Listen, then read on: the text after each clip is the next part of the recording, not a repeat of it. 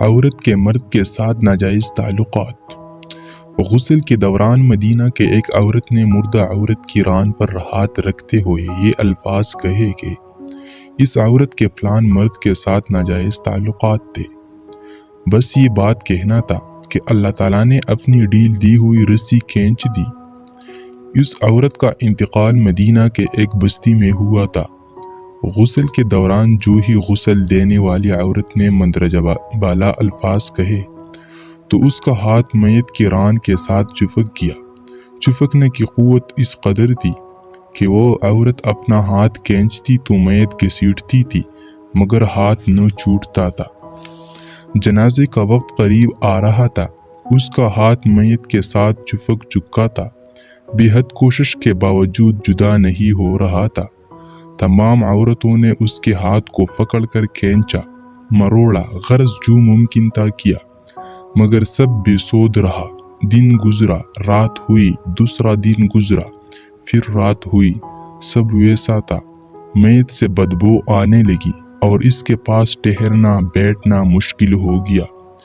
مولوی صاحبان، قاری صاحبان اور تمام اسلامی طبقے سے مشاورت کے بعد طے ہوا کہ غسال عورت کا ہاتھ کاٹ کر جدا کیا جائے اور میت کو اس کے ہاتھ سمیت دفنا دیا جائے، مگر اس فیصلے کو غسال عورت اور اس کے خاندان نے یہ کہہ کر رد کر دیا کہ ہم اپنے خاندان کی عورت کو معذور نہیں کر سکتے، لہٰذا ہمیں یہ فیصلہ قبول نہیں ہے۔ دوسری صورت یہ بتائی گئی کہ میت کے جسم کا وہ حصہ کاٹ دیا جائے اور ہاتھ کو آزاد کر کے میت دفنا دی جائے، مگر بے سود۔ اس بار میت کے خاندان نے اعتراض اٹھایا کہ ہم اپنی میت کی یہ توہین کرنے سے بہرحال قاصر ہے۔ اس دور میں امام مالک قاضی تھے۔ بات امام مالک تک پہنچائی گئی کہ اس کیس کا فیصلہ کیا جائے۔ امام مالک اس گھر پہنچے اور صورتحال باندھ کر غسال عورت سے سوال کیا، اے عورت، کیا تم نے غسل کے دوران اس میت کے بارے میں کوئی بات کہی؟ غسال عورت نے سارا قصہ امام مالک کو سنایا اور بتایا کہ اس نے غسل کے دوران باقی عورتوں کو کہا کہ اس عورت کے فلان مرد کے ساتھ ناجائز تعلقات تھے۔ امام مالک نے سوال کیا، کیا تمہارے پاس اس الزام کو ثابت کرنے کے لیے گواہ موجود ہے؟ عورت نے جواب دیا کہ اس کے پاس گواہ موجود نہیں۔ امام مالک نے پھر پوچھا، کیا اس عورت نے اپنی زندگی میں تم سے اس بات کا تذکرہ کیا؟